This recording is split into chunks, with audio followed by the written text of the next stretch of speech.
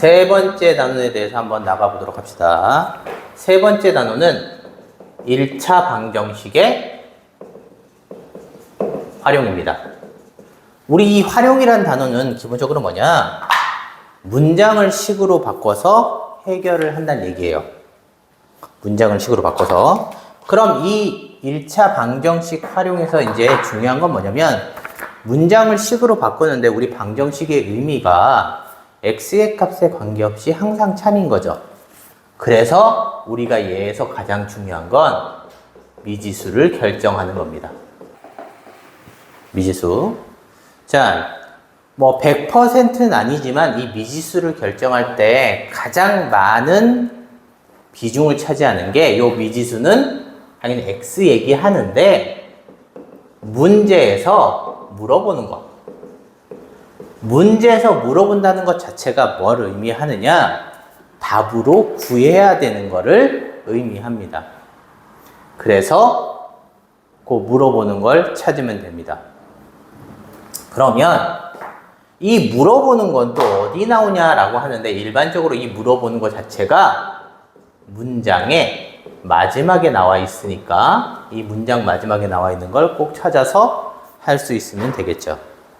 그럼 일반적으로 우리 문장을 식으로 바꿀 때 어떻게 하냐면 보통 문장이 뭐뭐뭐 은는 이가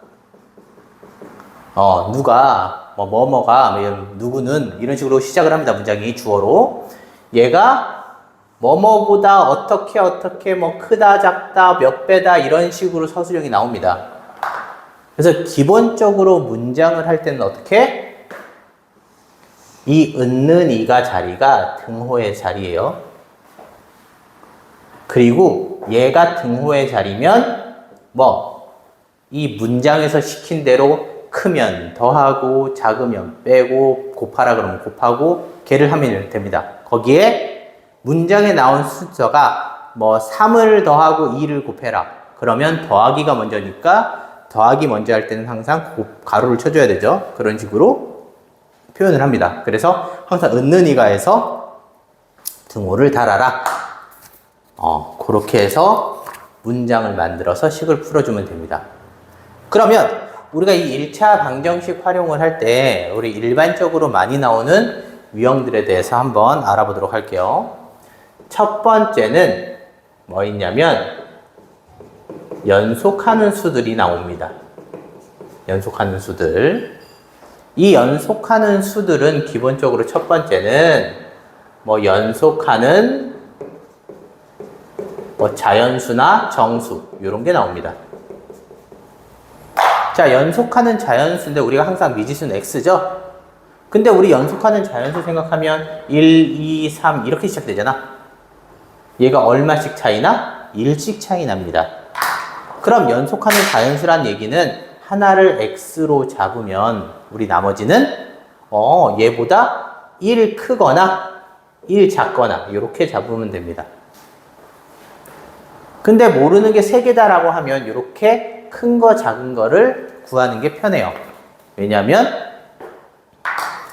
요게 합이 간단해지는 방법이긴 하니까 이렇게 정하는데 항상 우리가 가운데를 x로 잡았다라고 했을 때 3개 나왔을 때 이때는 꼭 물어보는 게 뭔지 꼭 확인을 해야 됩니다. 꼭 가운데 있는 거를 물어봤을 때만 x가 답이지 제일 큰 거 물으면 x 값 구한 거에 2를 더해야 되니까 그런 것들 확인하면 되고요. 다음 두 번째는 연속하는 짝수 홀수입니다. 자, 우리 짝수나 홀수를 보면 이렇게 표현되죠. 그럼 얘는 얘와 다르게 얼마씩 차이나? 2씩 차이 납니다. 그래서 미지수가 x라고 했을 때는 얘보다 2 작은 거, 얘보다 2 큰 거 이렇게 하면 되죠. 그럼 홀수도 이렇게 잡으면 됩니다. 어차피 2씩 차이 나니까. 그럼 여기서 이제 문제가 되는 게 이렇게 잡으면 얘가 홀수인지 짝수인지 모르죠. 하지만 중학교 때는 크게 상관이 없습니다. 그래서 그냥 잡아도 됩니다. 고등학교 가면 이렇게 잡으면 안 되니까 하면 되고요. 다음 세 번째. 이번에 배수 관계입니다. 연속하는 배수. 예를 들어 우리 연속하는 3의 배수 생각을 합시다. 우리 4의 배수면 얘 대신 4, 5의 배수면 뭔데? 우리 구구단의 원리가 원래 3의 배수가 3 곱하기 1은 4. 3의 배수 중에 첫 번째는 3이고 3의 배수 중에 두 번째는 6이고 3의 배수 중에 세 번째는 9 이렇게 가죠. 뭐 3의 배수라는 건 첫 번째, 두 번째, 세 번째 수에 3을 곱했다란 얘기입니다. 그러면 우리가 몇 번째인지 모르지만 x번째와 x 플러스 1번째와 이 앞에 x-1번째의 숫자가 있다고 칩시다. 근데 3의 배수니까 이 번째에다가 뭐 3을 곱하면 되겠죠.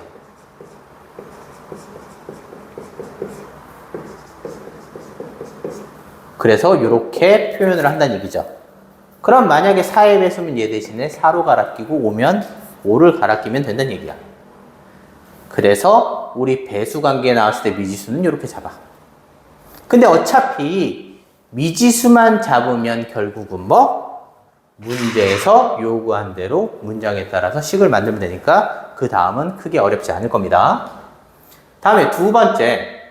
첫 번째 연속하는 수라고 하고 우리 두 번째는 뭐냐면 자릿수 얘기하는 거야. 자릿수. 이 자릿수는 뭐냐면 우리가 만약에 예를 들어 23이라는 수가 있어. 그럼 얘는 10의 자리 숫자가 2고 1의 자리 숫자가 3이란 얘기죠. 그러면 예를 들어 10의 자리 숫자가 A고 1의 자리 숫자가 B라고 하면 얘처럼 A, B 이렇게 쓰면 되냐? 근데 이렇게 쓰면 틀려요. 왜냐? 우리 앞에 문자화식 처음 할 때 곱하기 생략하는 거였죠? A, B 이렇게 썼다는 얘기는 이 곱셈이 생략됐다는 의미입니다. 그럼 의미 자체가 틀리겠죠? 왜? 23이라는 게 2 곱하기 3은 아니니까. 그럼 원래 얘는 어떻게 표현을 하냐면 10의 자리 숫자에는 10을 곱하고 1의 자리 숫자에는 2를 곱해서 더한 값이 얘란 얘기지. 그럼 10의 자리 숫자가 A면 여기에 10을 곱하고 1의 자리 숫자가 1이면 2를 곱해서 더한다는 얘기입니다. 이렇게 자릿수로 표현하는데 여기서 또 일반적으로 나오는 숫자가 원래 수가 나옵니다. 뭐 10의 자리 숫자가 x고 1의 자리 숫자가 3이야. 이때 원래 수라는 건 어떻게 표현해? 10의 자리 숫자니까 10 곱하고 1의 자리 숫자 1 곱해서 쓰면 이렇게 되겠죠. 근데 그 다음에 어떻게 나오냐면 10의 자리 숫자와 1의 자리 숫자를 바꾼 수, 얘가 나옵니다. 그러면 이 바꿨다는 얘기는 1의 자리 숫자가 x고 10의 자리 숫자가 3이 된다는 얘기죠.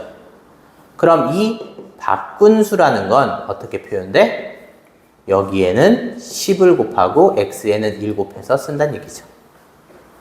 그래서 이 자릿수 관계는 얘를 생각해서 정리를 하면 된다라는 얘기입니다. 그래서 이 다음은 또 문장으로 나오니까 문제 푸는 건 크게 어렵지 않을 겁니다. 그럼 세 번째로 넘어갑시다. 자, 세 번째로 넘어가면 이제 나이 문제가 나옵니다. 이 나이 문제를 할 때도 뭐 식을 푸는 건 그렇게 크게 어렵진 않은데 나이 관계를 정리하는 게 어려워요. 그래서 우리 나이 관계를 어떻게 하냐? 표로 정리해두고 사용하는 게 쉽습니다. 예를 들어 우리 아버지와 아들이 있다고 칩시다. 아버지 나이가 X세, 얘가 Y세라고 합시다.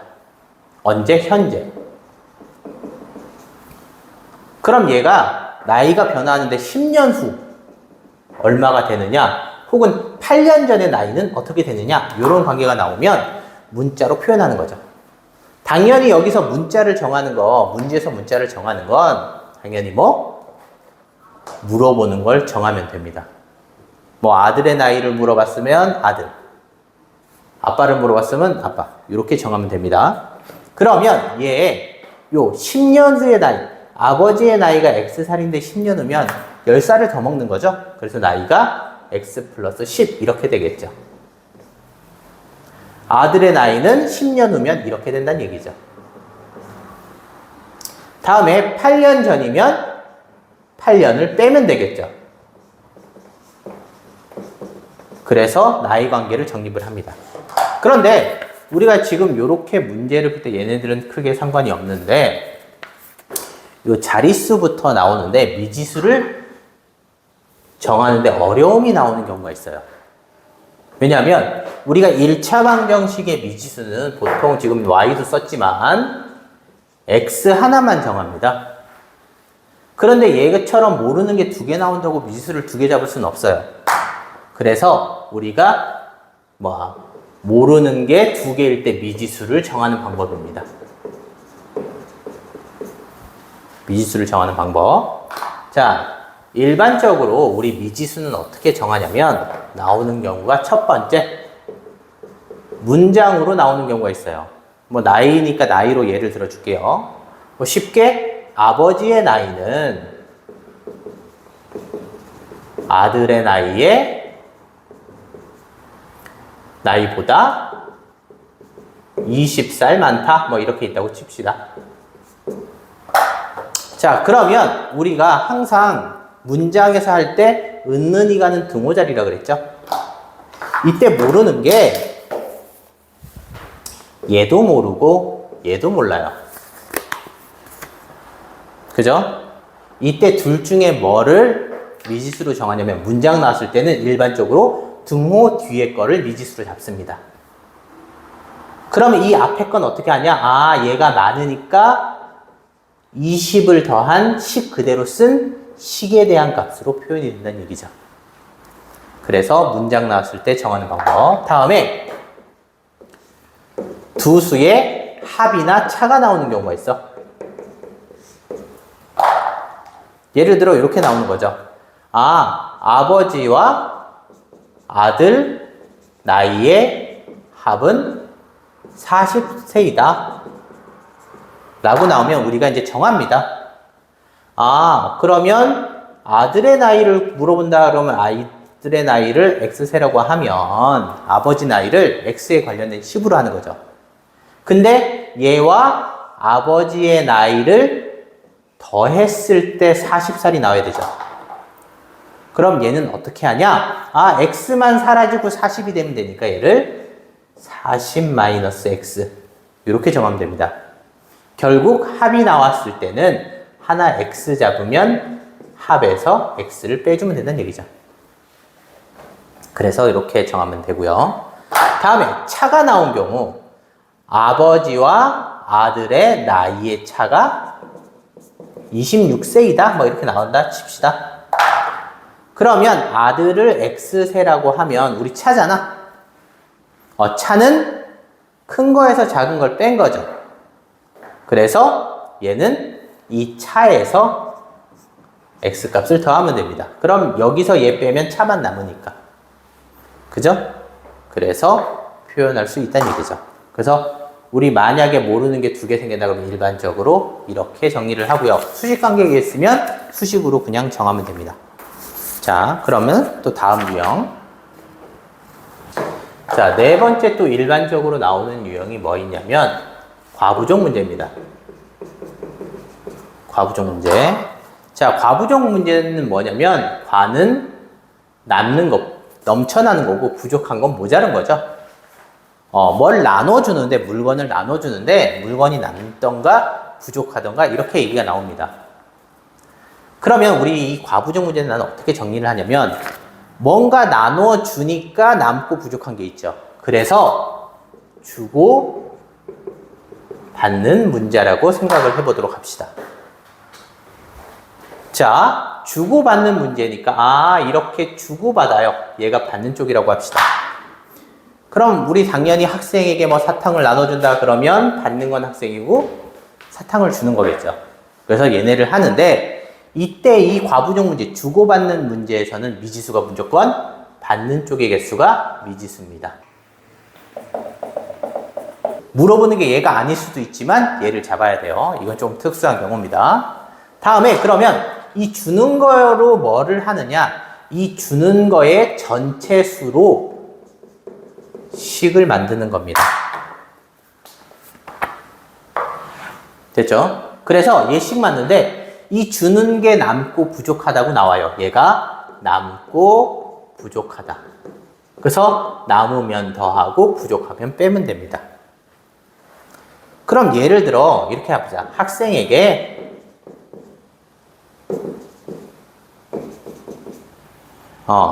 공책을 주는데 공책을 5권씩 나눠주면 2권 남고요. 6권씩 나누어 주면 3권 부족하다 이런 문제가 있다고 칩시다. 이때 공책 수랑 학생 수를 다 구해봅시다. 자, 그러면 우리가 이거 주고받는 거를 정해야 되는데 얘는 학생이 있고 공책이 있죠. 근데 뭐 이 공책을 학생에게 나눠주는 거죠. 방향을 반대로 쓰긴 했지만 그럼 결국 뭐 이 받는 쪽이 얘가 미지수니까 학생이 X명이죠. 이 공책의 개수로 뭐 식을 세웁니다. 그러면 우리 학생이 X명인데 한 명당 5권씩 주죠. 그럼 전체 공책의 개수는 한 명당 5권이니까 곱하면 되겠네. 근데 2권이 남았으니까 전체 공책은 2권을 더해주면 되죠. 다음 두 번째, 학생이 총 S명인데 6권씩 줬어? 그럼 6X겠죠. 근데 이랬더니 3권이 부족하니까 여기서 3권을 뺀 게 공책수란 얘기야. 그럼 얘도 공책수고 얘도 공책수니까 2개가 같겠죠. 이러고 구한다는 얘기죠. 그럼 예를 들어 이제 방정식 풀면 X항에 상수항 넘기면 마이너스 X는 마이너스 5. 그럼 X는 5 이렇게 되겠죠. 그럼 뭐 여기는 5명이야.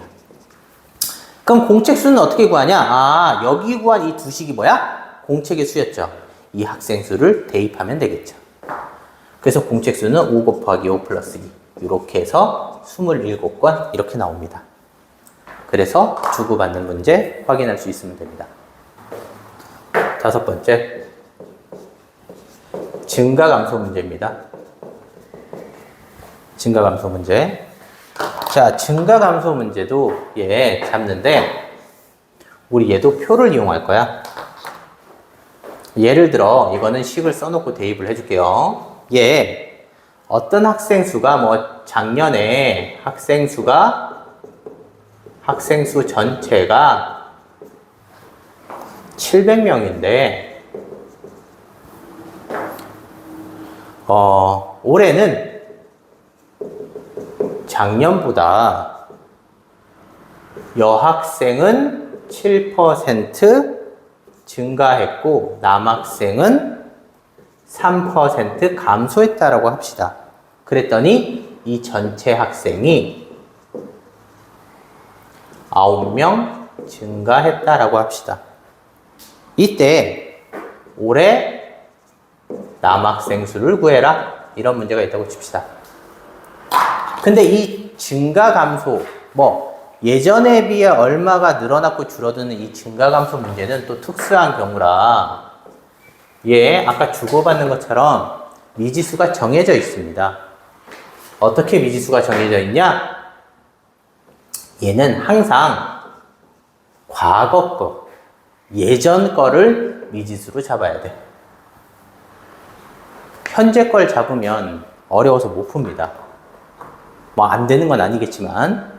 자, 그러면 요 문장을 표현을 한다면, 시간은 작년이 있었고요. 당연히 작년에 비해 증가 감소를 하고 올해 어떻게 됐는지를 물어보는 거겠죠. 자, 이때 뭐 물어보는 게 남학생 수와 여학생 수인데 이때 물어볼 게 항상 전체 합이 필요해요. 자, 그러면 이제 미지수부터 정하는데 항상 일반적으로 물어보는 게 미지수인데 올해 남학생을 물어보죠.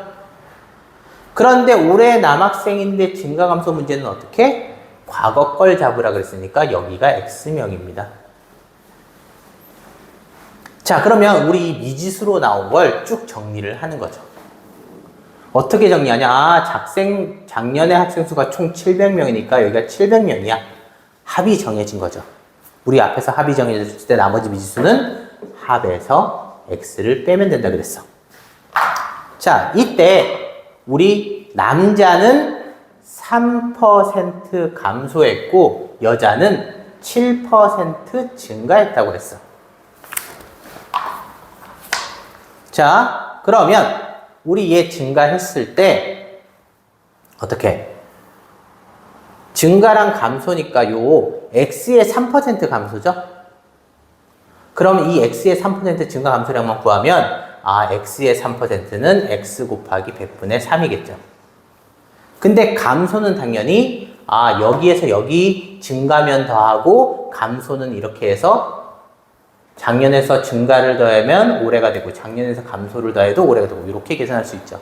그래서 감소는 마이너스. 다음 두 번째, 얘 7% 증가면 원래 700 마이너스 x명이 있는데 100분의 7이 되겠지. 증가면 당연히 플러스가 되겠죠. 그런데 작년 학생부의 올해가 9명 증가했으니까 이 증가한 전체량이 9명이 되겠죠. 자, 그래서 우리가 나머지를 채운다. 그럼 올해는 709명이 되겠죠. 자, 그러면 당연히 여기서 이거를 뺀 게 이건데 이 올해 양 계산할 때 여기서 이거 빼면 계산이 복잡하니까 어떻게 하면 되냐? 요거 분배 법칙으로 묶어낸 거랑 똑같아요. 이거 어떻게 정리하는 게 쉽냐면 x 곱하기 100분의 100 이렇게 씁니다. 여기에 감소를 했으면 빼기에서 이렇게 퍼센트만큼만 빼주는 게 쉬워요. 이렇게 정리를 해야 우리 나중에 계산이 쉬우니까 이렇게 하도록 하고, 증가도 마찬가지로 원래 인원수가 700-x인데 여기에 100분의 100이 들어가는데 증가니까 플러스 7 이렇게 쓰는 게 쉽습니다. 그럼 결국 문제는 여기 감소한 양 빼기랑 증가한 양 플러스를 더해서 증가 감소의 전체량이 나오고요. 올해량과 올해 여학생을 더해서 전체 학생 수가 나오겠지. 그래서 여기서 쓸 수 있는 식은 두 개가 됩니다. 당연히 이 증가 감소가 식이 좀 더 쉬워요. 이걸로 사용하는 게 편하고 이게 잘 이해가 안 되면 밑에 식을 써도 상관은 없습니다. 자, 그런데 우리가 지금 여기서 계산을 하면 올해 남학생을 구했죠? 그럼 얘 계산해서 x값을 구해도 해는 아니에요. 왜? x값은 작년이니까. 그럼 이 x값을 구해서 여기다 집어넣어야 올해 학생 수가 나오겠죠. 그래서 증가 감소 문제를 해결할 수가 있습니다. 그래서 1차 방정식 활용 이렇게 기본적인 게 있고요. 다음 시간에 또 이어서 하도록 합시다.